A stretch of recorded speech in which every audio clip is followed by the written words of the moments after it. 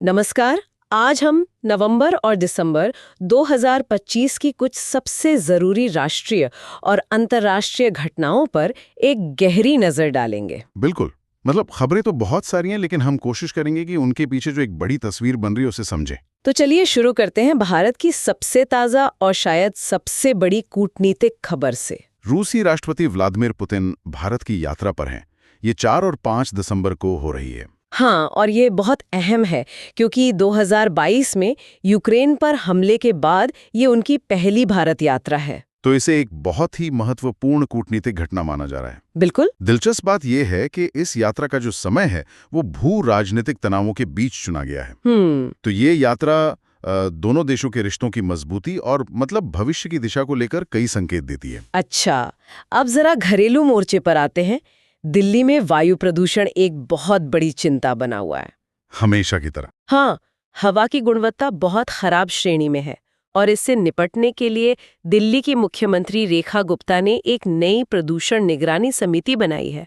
एक और अहम खबर सरकार के संचार साथी ऐप से जुड़ी है। अच्छा, हाँ। सरकार ने इस ऐप को अनिवार्य बनाने का अपना फैसला वापस ले लिया है। ये तो बड़ी खबर है। हाँ, कहा जा रहा है कि जनता के विरोध के बाद ये कदम उठाया गया।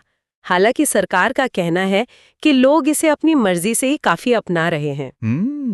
ये एक जरूरी सवाल खड़ा करता है ना? किस तरह का सवाल? कि मतलब इस डिजिटल युग में सरकारी नीतियों और जनता की राय, इनके बीच संतुलन कैसे बनता है? सही बात है। ये मामला साफ दिखाता है कि कैसे पब्लिक का रिएक्शन नीतियों को बदल सकता है, खासकर जब बात डेटा और प्राइवेसी की हो। ऑपरेशन में 3 अधिकारी भी शहीद हो गए हैं। और वहीं दूसरी तरफ पश्चिम बंगाल में कलकत्ता हाईकोर्ट ने 32,000 शिक्षकों की नियुक्तियों को रद्द करने के अपने ही फैसले को पलट दिया है। अच्छा।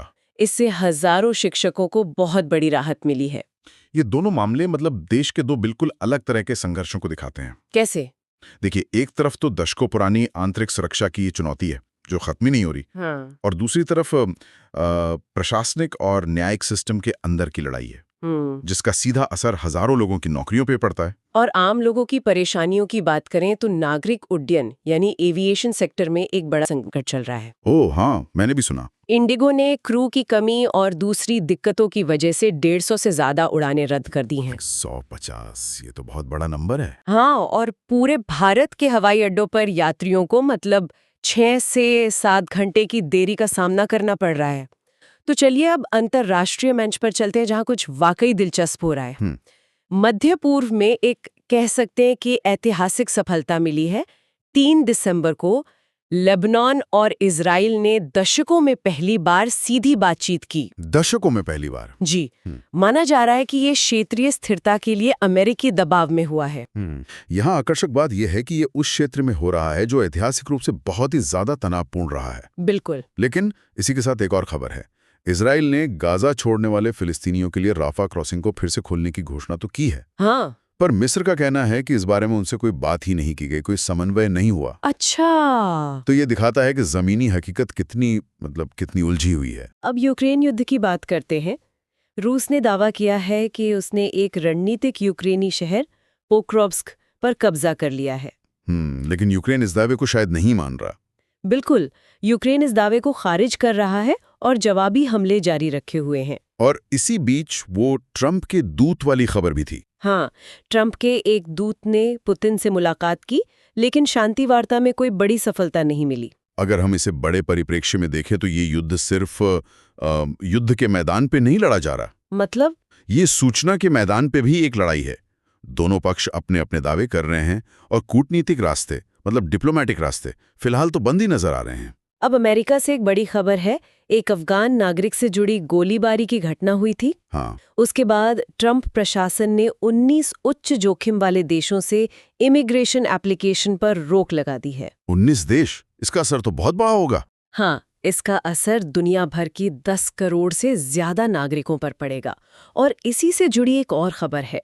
ट्रंप ने डेमोक्रेटिक कांग्रेसी हेनरी क्वीलर को माफ कर दिया है। और उन्होंने बाइडेन प्रशासन पर राजनीतिक विरोधियों के खिलाफ न्याय प्रणाली का दुरुपयोग करने का आरोप लगाया है। और अंत में एक रहस्यमयी खबर जो फिर से सुर्खियों में है। कौन सी? मलेशिया ने घोषणा की है कि लापता मलेशियाई एयरलाइंस की उड़ान MH370 की खोज 11 साल बाद 30 दिसंबर को फिर से शुरू होगी। 11 साल बाद? हाँ, ये पानी के नीचे 55 दिन का तलाशी अभियान होगा और अगर मलबा मिलता है तो इस पर $70 मिलियन का खर्च आने की उम्मीद है। तो अब जरा पिछले महीने यानी नवंबर 2025 की कुछ प्रमुख घटनाओं पर नजर डालते हैं। ठीक है। भारत में 10 नवंबर को दिल्ली में लाल किले के पास एक कार विस्फोट हुआ। बहुत दुखद घटना थी। हाँ, उसमें काफी जाने गए थे। 15 से ज्यादा लोग मारे गए और 20 से ज्यादा घायल हुए। NIA ने इससे आतंकवादी हमला घोषित किया है और जांच अभी जारी है। राजनीति में 14 नवंबर को बिहार चुनाव के नतीजे आए। बीजेपी के नेतृत्व वाले NDA ने 243 में से 202 सीटें जीतकर भारी बहुमत हासिल किया। और नीतीश कुमार फिर से मुख्यमंत्री बने। हाँ, उन्होंने रिकॉर्ड 5वीं बार लगातार मुख्यमंत्री पद की शपथ ली। नवंबर में भारत ने कुछ और त्रासदियां भी देखी, जैसे मंदिरों में भगदड़ हुई, ट्रेन दुर्घटनाएं हुई और एक पुलिस स्टेशन में विस्फोट भी हुआ। इन सब में दर्जनों लोगों की जान गई, लेकिन कुछ सकारात्मक उपलब्धियां भी रहीं। केरल को अत्यधिक गरीबी खत्म करने वाला पहला राज्य घोषित किया गया। ये एक बहुत बड़ी उपलब्धि है। बिल्कुल, और भारत में 72,000 से ज्यादा विदेशी छात्र पढ़ रहे हैं और 118 नए मेडिकल कॉलेज स्थापित किए गए हैं। तो ये जो सारी घटनाएं ना, ये आधुनिक भारत की एक बहुत ही जटिल तस्वीर पेश करती हैं। सही बात है। एक तरफ अप्रत्याशित त्रासदियां हैं, सुरक्षा की चुनौतियां हैं, तो दूसरी तरफ विकास और सामाजिक सुधार के भी इतने महत्वपूर्ण कदम उठाए जा रहे हैं। अब वैश्विक स्तर पर देखें तो नवंबर में कई क्षेत्रों में संकट देखा गया। जैसे गिनी बिसाऊ में सैन्य तख्तापलट हुआ, नाइजीरिया में बढ़ती हिंसा के कारण राष्ट्रीय सुरक्षा आपातकाल लगाया गया और तालिबान पाकिस्तान के बीच भी तनाव बढ़ा है। और सूडान का गृह युद्ध भी चल ही रहा है। हाँ, उसमें भी हजारों जानें जा चुकी हैं और साथ ही चक्रवात दितवा ने श्रीलंका में भारी तबाही मचाई। अच्छा, 400 से ज्यादा मौतें हुई। भारत ने ऑपरेशन सागर बंधु के तहत काफी राहत भी प्रदान की। तो इन सब का मतलब क्या है? अर्थव्यवस्था के मोर्चे पर कुछ बहुत बड़ी योजनाएं सामने आई हैं। अडानी समूह $15 बिलियन के हवाई अड्डे के विस्तार की योजना बना रहा है। $15 बिलियन, हाँ, और उनका लक्ष्य है सालाना 200 मिलियन यात्रियों को सेवा देना।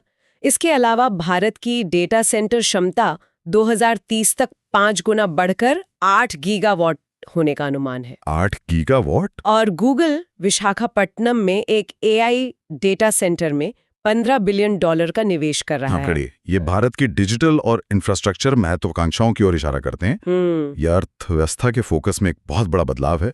मतलब भविष्य जो है वो डेटा और कनेक्टिविटी पर आधारित होगा। अब खेल जगत की कुछ खबरें।